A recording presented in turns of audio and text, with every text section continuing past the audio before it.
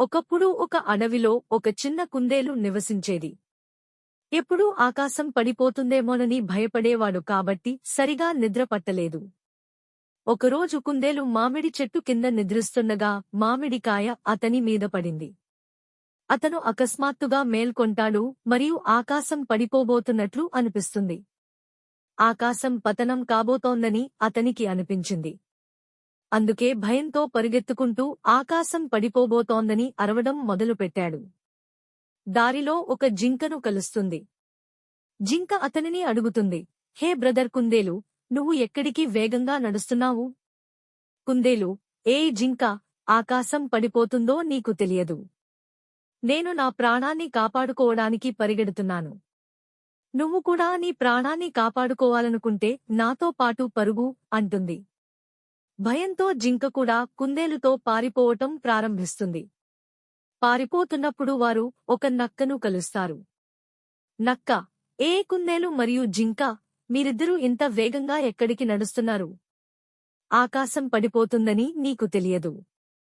నీ ప్రాణాన్ని కాపాడుకోవాలంటే నువ్వు కూడా మాతో పాటు పరుగెత్తాలి అంటుంది కుందేలు. అప్పుడు నక్క కూడా భయంతో ఇద్దరితో పాటు పారిపోవటం ప్రారంభిస్తుంది. ముగ్గురూ పరిగెత్తుకుంటూ పెద్దగా అరుస్తున్నారు. వారి అరుపులు విని గాడిదలు, గుర్రాలు, ఎలుగుబంట్లు మొదలైన అడవిలోని ఇతర జంతువులు కూడా భయంతో పారిపోవడం ప్రారంభిస్తాయి. జంతువులన్నీ పరుగెత్తుతుండగా సింహం గుహ ముందు నుండి వెళతాయి. సింహం తన గుహలో విశ్రాంతి తీసుకుంటోంది.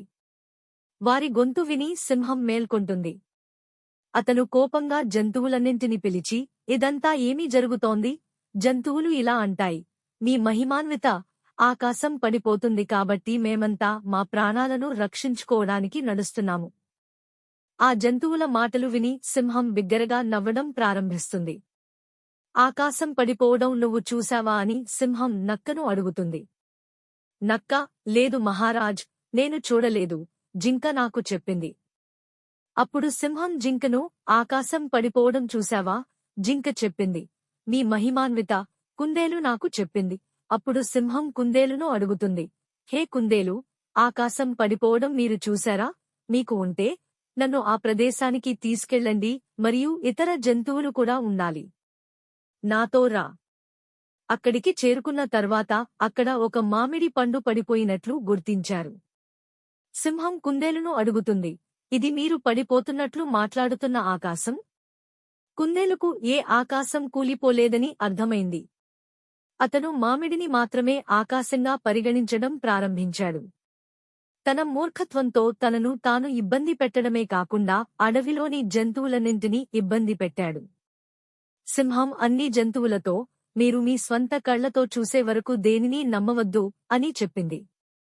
ఇది విని కుందేలు మాత్రమే కాకుండా ఇతర జంతువులు కూడా ఇబ్బంది పడ్డాయి.